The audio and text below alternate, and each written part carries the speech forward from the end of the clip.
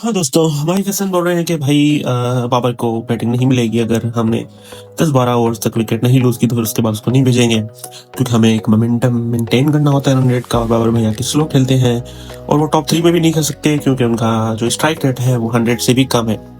तो मुझे ये माइक हसन से पूछना है कि भाई, क्या ये आपको पहले नहीं पता था कि उसका स्ट्राइक रेट जो 100 से भी कम है? अगर आपको पता था तो फिर आप उसको क्यों लेके गए?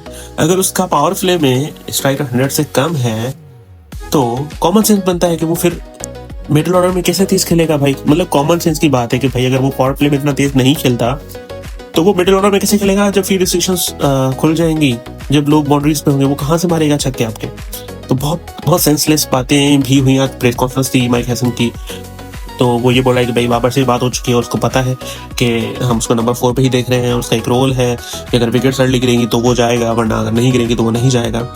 मुझे समझ नहीं आ रहा कि बाबर ने क्यों एग्री किया। उसको खुद बोलना चाहिए कि भाई मुझे नहीं खेलना नंबर 4 पे, मुझे ड्रॉप कर दे। बट आई थिंक यहाँ पे ना सारे मसले ये वही होते हैं, बस खेलना है, चाहे आप 11 नंबर पे खिला दो। फखर ने भी कई पहले कभी बोला था कि मुझे तो कोई मसला नहीं, बोले 6 साल भेज दो, बस मुझे खिला दो। बस वही है कि भाई खेलते रहेंगे तो ब्रांड्स वगैरह मिलते रहेंगे, पैसे आते रहेंगे, क्योंकि रेलेवेंट रहना है हमें, तो हमें किसी भी नंबर पे खिला दो, बस खेलने दो, जो कि अच्छा नहीं है। मतलब बाबर को क्लियरली बोलना चाहिए था कि मुझे नहीं खेलना। अगर आप मुझे नहीं खिला रहे, मेरी जगह नहीं बन रही, तो मुझे ना खिलाए, बस रहने दे मुझे। अजीब बात है भाई। और भी प्रेस कॉन्फ्रेंस में दूसरे सवाल भी बड़े पैथेटिक थे। हमारे जो रिपोर्टर्स हैं माशाल्लाह बिल्कुल अनपढ़ अनएजुकेटेड हैं।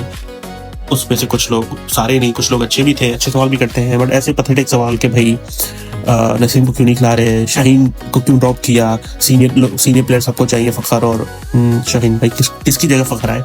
अगर आप जो कोच ने बताया ये चीज़ है कि बाबर भी खेलेगा, फलाना भी खेलेगा, टिमकाना भी खेलेगा, तो किसकी जगह आना चाहिए? और दूसरा शाहीन को भाई अभी खिला के ड्रॉप किया है। उसने जो अपने जोहर दिखाया बॉलिंग के इंडिया के खिलाफ और उससे पहले भी, तो उसकी वजह से ड्रॉप किया। अभी तो 2 दिन पहले सब लोग बोले थे उसको ड्रॉप कर, अब उसको ड्रॉप किया तो बोले इसको क्यों ड्रॉप किया? मतलब क्या अजीब यूजलेस क्वेश्चन थे भाई प्रेस कॉन्फ्रेंस में।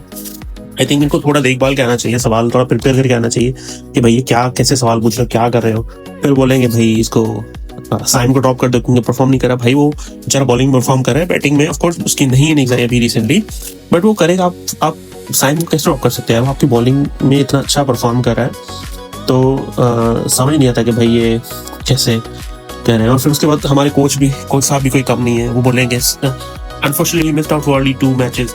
भाई आपने उसको ड्रॉप किया था, किसकी वजह से? शाहीन भाई के लिए आपने ड्रॉप किया था उसको, तो वो अनफॉर्चुनेट कैसे हो गया? आपकी डिसीजन मेकिंग सही नहीं थी बेसिकली।